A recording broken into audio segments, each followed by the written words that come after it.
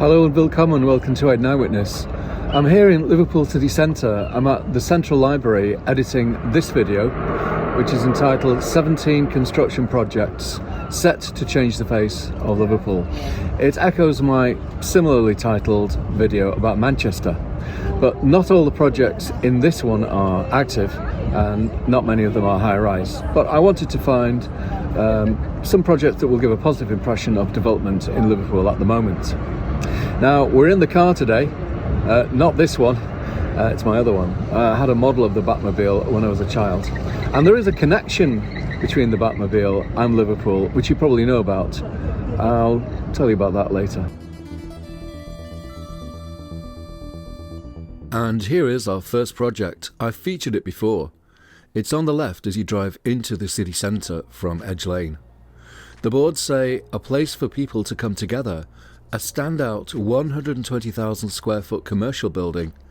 This is Hemisphere, which they say is inspired by the two halves of the human brain.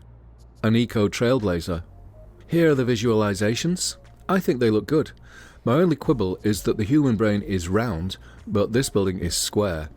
In the middle there's an atrium with a light show that's meant to mimic that part of the brain. It's designed by AHR Architects, who also designed the spine next door. So let's take a look at progress as seen from the Paddington Village multi-storey car park. It looks like preliminary work has been carried out on the site, but actual construction has yet to begin, hopefully soon. That's the spine on the left. Let's continue our drive into the city centre, past the old Royal Liverpool Hospital, most of which is still standing. Dave the dinosaur has been nibbling away at it. It's slowly being torn to the ground. The place where countless local people were cared for and treated is being transformed into a pile of rubble. But now patients are being treated at the new hospital next door. Now we are on Leeds Street, the wide dual carriageway that marks the unofficial northern boundary of the city centre, not too far from the waterfront. In front of us is the site where a new project is going to appear. It's called The Gateway, and it consists of 4 residential blocks standing side by side. It's a project of legacy, that's with CIE at the end. They're behind a number of other projects in both Manchester and Liverpool. There's that derelict industrial building. I find it quite intriguing. I wonder if it's going to be renovated or just knocked down. We passed the stalled Infinity project, and on the other side there's the plaza, originally the Sir John Moores building, built in 1965. And in front of us is the site of a project in planning. We'll come back to it later. New city districts are being carved out simply by giving them a name. This is the Pumpfield district, named after the road of the same name. So this is going to be a new, fashionable, vibrant residential district, the place to live? Keep watching AidanEyewitness. Now we come to a very interesting project that's set to transform these abandoned railway arches and the viaduct that was used by trains in years gone by. Responsible for the design are Manchester-based BDP. They've come up with this interesting plan to incorporate the arches as the base of a new building combining old transport infrastructure with state-of-the-art architectural design. I like the colour. Now we're heading towards another project I've featured previously, Hartley Locks. It's great to see all that scaffolding and a building slowly taking shape underneath. Now we are on Boundary Street, and I'm proud to present a proposal of my own. We're looking down towards Bramley Moore Stadium, under construction, and if we look at the railway viaduct here, this, I reckon, would be a good place to build a station to serve the new stadium. Here's the Google Earth view, and we can see the stadium straight ahead, and we'll turn to face the south to see the line. Shame there are no moving trains on Google Earth. You see, you don't need expensive consultants to stake out the location of new stations. AidanEyewitness can do it. All I need to do now is scribble out a design for the station building on the back of an envelope and submit it to the planning office for approval.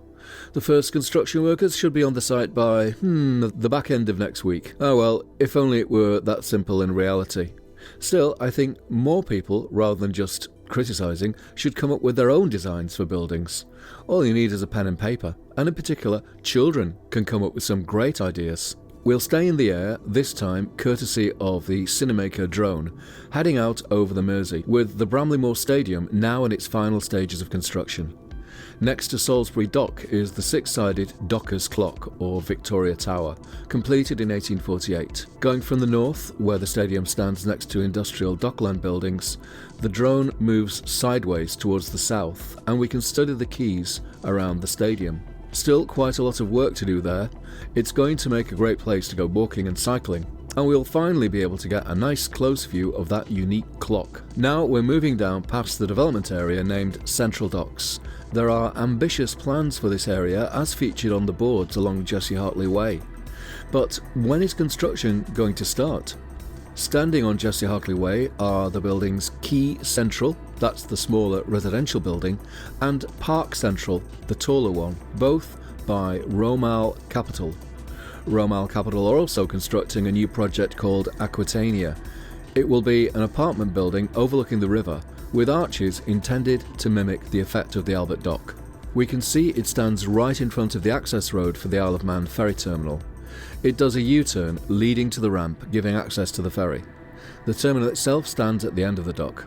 The link connecting to Prince's Dock is being renovated, so it will be possible to walk or cycle all the way from Bramley Moore Stadium, past the Three Graces and down along the whole waterfront. Let's take a closer look at the building called Patagonia Place, under construction next to Prince's Dock.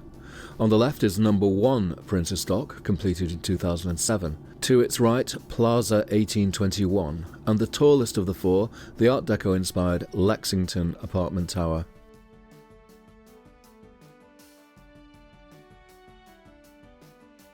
Now we're on Tithbarn Street in the North City Centre, and this is the magnificent Exchange Station facade, which was thankfully retained, though the station itself was sadly closed in 1977. Where the tracks used to be is the location of a development named Pall Mall, Liverpool. Pall Mall is the name of the street that runs just to the left. The Pall Mall Press apartment development is now complete. It's a BTR development, buy to rent. But Pall Mall Liverpool is still just a plan. The boards say, all change, a new business community in the heart of Liverpool. But how much longer will we need to wait? We are far above the city centre, but these are not drone views. I took them from a Ryanair plane flying from Manchester to Dublin. Between the Three Graces in the middle and the Albert Dock are the two dry docks where an interesting development is planned. It's an art project intended to recall and dramatise the history of this location, referencing its connection to maritime heritage and to the slave trade. For me, there are shades of the World Trade Center train station and maybe Berlin's monument to the murdered Jews.